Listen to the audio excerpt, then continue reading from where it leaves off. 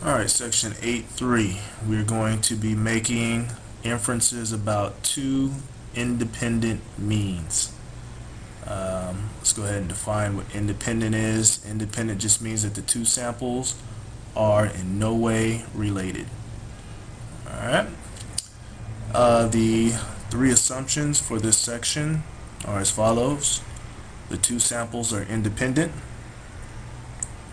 The second assumption is that both samples are simple random samples. And the third assumption is that either both of the samples are greater than 30 or both samples come from a population that's normally distributed. Alright, so all three of those assumptions are listed on page let's see, all three assumptions are listed on page 453. Alright, so first example we're going to do, we're going to test the hypothesis, test the claim about two population means. So we're on page 455. It says hypothesis test of Bonds and McGwire home run distances. Data set 30. It includes the distances of home runs hit in record-setting seasons by Mark McGwire and Barry Bonds. Sample statistic, histograms, and box plots are shown below. Assume that we have simple random samples from a large population and use a 0.05 significance level. So we're going to use a 0.05 significance level and to test the claim that the distances come from populations with different means. So that mean 1 is going to be different than mean 2. That's the claim that we're testing. And we are given the following statistics. N for McGwire is 70, 418.5, and 45.5. And for Bonds, 73, 403.7, and 30.6. So we're going to use now the 2t test. As you can see, the population standard deviation is not given. We're just given the sample standard deviations. So we're going to use the 2t test.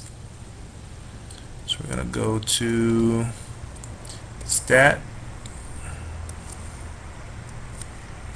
test, and we want to scroll down to 2t test,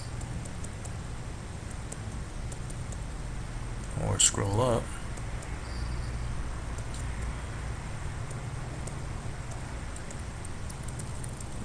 Two samp t test right here. So 2 samp t test. Let's change this.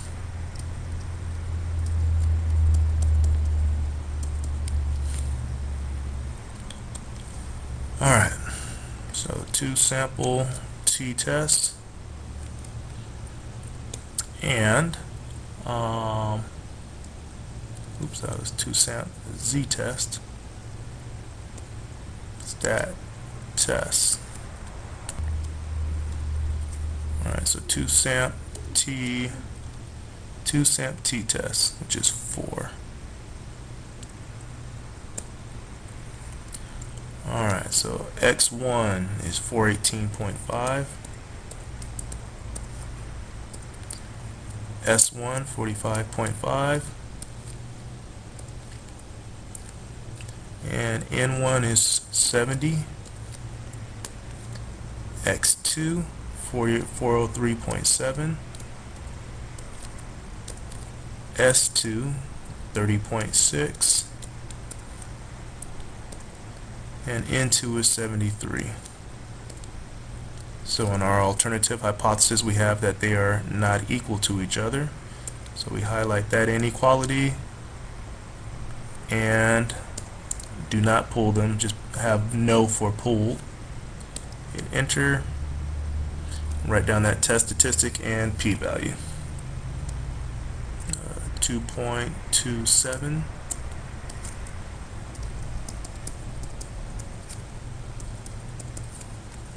And the p-value is 0.0248. 0.0248. So now we take our p-value and compare it to the significance level.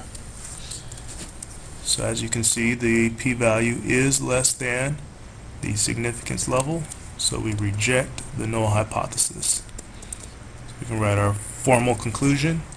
There is sufficient evidence to we never went back and wrote our null and alternative, so our null hypothesis was mu1 equals mu2.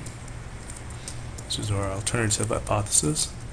So our original claim is the alternative hypothesis, so we write support the claim that the population means are different.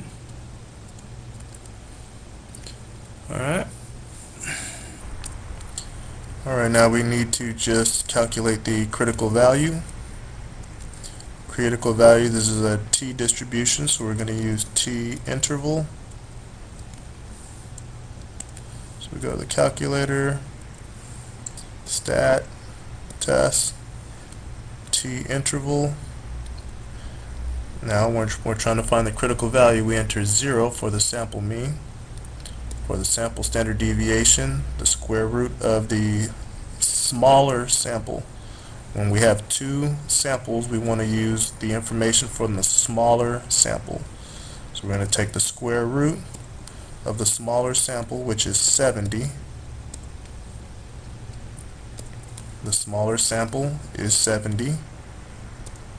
And then the confidence level is going to, since it's in both tails, we're going to use 1 minus alpha for the confidence level.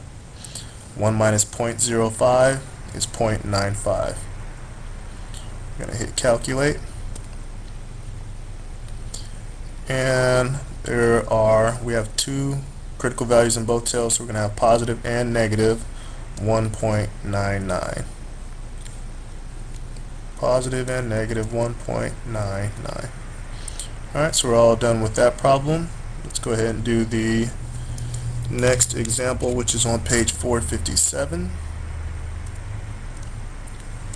457, we want to use the same example as the last problem, the hypothesis test, except we're going to construct the 95% confidence interval. Alright, so construct 95% confidence interval estimate of the difference between the mean home run difference of McGuire and Barry Bonds. So again, since we just finished doing that problem, well, the test in the calculator we want to use is 2 samp t interval. I believe that's what it's called. Let's go to the calculator and verify. Stat, test. Let's scroll down till we get to it. Yes, 2 samp t interval right there. 2 samp t interval. And again, since we already changed it, so we have to re-enter the values from the previous problem, because we used t interval to find a critical value. That's why it erased them out. So we should probably find the critical value last if we're going to construct the confidence interval and test the claim. So x1 was 418.5, S1 45.5, N1 is 70. Again, this is all the information that was given to me in the problem on page 455. X2 is 403.7. S2 30.6. N2 is 73. Alright, so we're going to be using a 95% confidence level. Put no for the pool and calculate. So there's our confidence interval, 1.90. You want to round the confidence level to the same place as your sample statistics, so we're going to round it to the 10th place. 1.9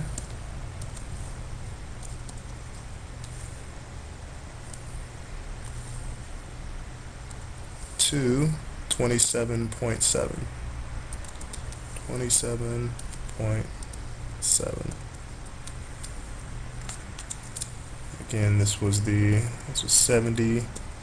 418.5, 45.5, 73, 3.7, 30.6.